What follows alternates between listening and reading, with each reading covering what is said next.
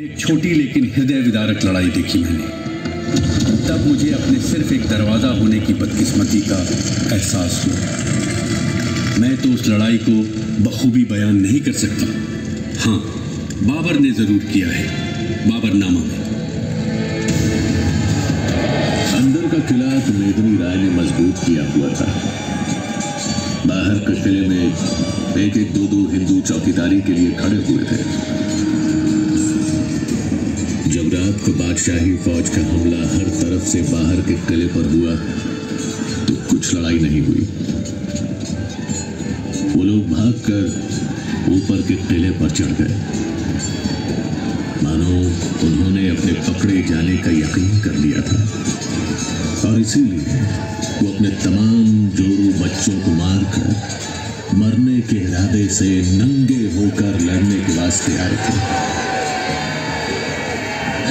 जब तक लड़ सके लड़े, फिर एक दूसरे को ही तलवारें घोंपकर कत्ल कर दिया।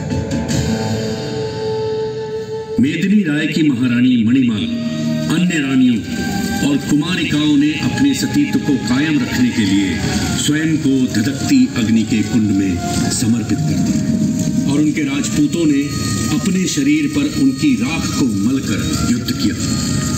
फिर बचे हुए सैनिकों ने एक दूसरे को तलवार घोंपकर दुश्मनों के बजाय अपनों के हाथ मृत्यु को स्वीकारा। इस ताल को तभी से जौहर ताल कहने लगे। ये जौहर स्मारक मुझे आज भी उसी दिल दहलाने वाले दृश्य की याद है।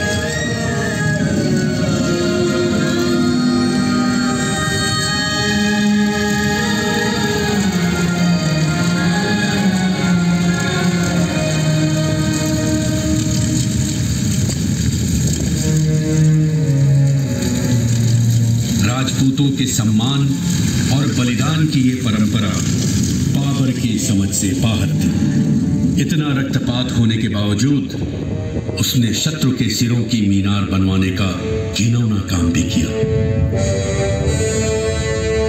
1530 में बाबर की मृत्यु के बाद उसके बेटे नसीरुद्दीन मोहम्मद हुमायूं ने दिल्ली का तख्त संभाला। तकरीबन 10 साल बाद शेर शाह सूर ने चंदेरी पर कब्जा कर लिया। शेर शाह सूर की मौत के बाद मुगल साम्राज्य के सबसे अजीम शान शहंशाह जलालुद्दीन मोहम्मद अकबर ने वापस चंदेरी अपने अधीन कर लिया।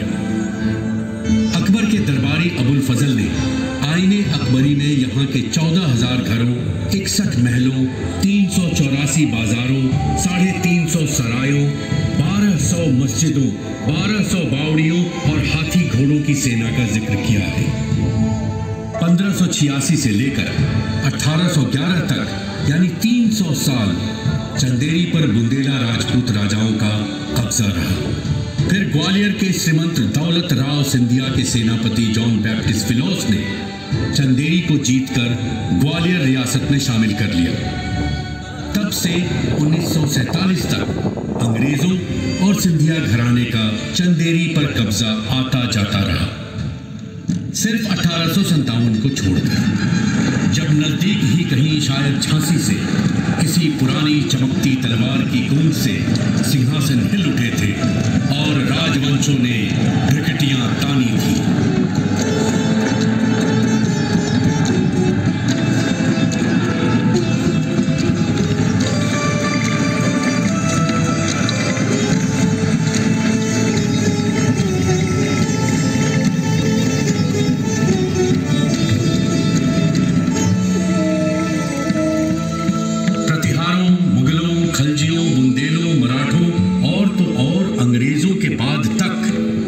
दर्शन भी हमेशा चंदेरी में पल्लवित होता रहा।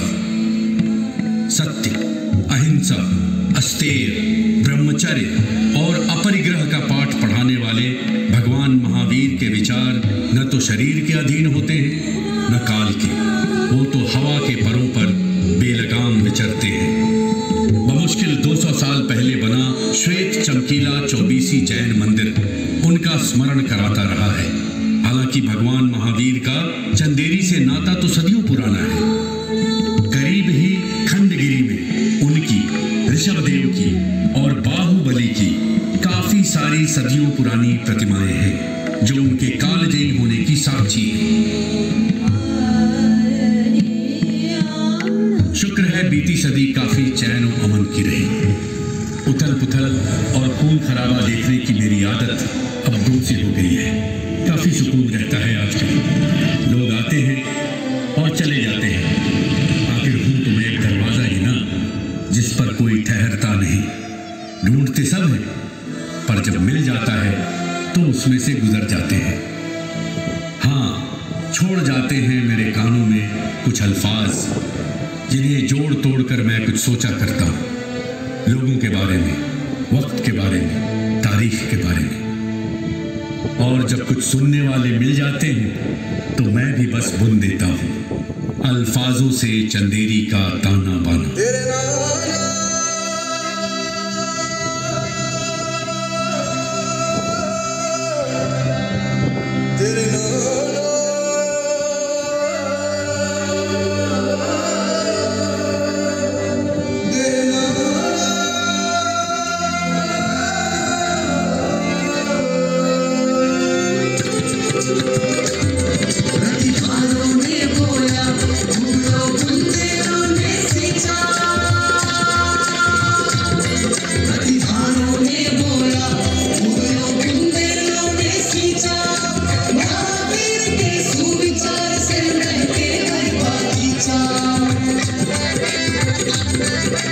दशकों तक में जीराए में चीज की रखवाली।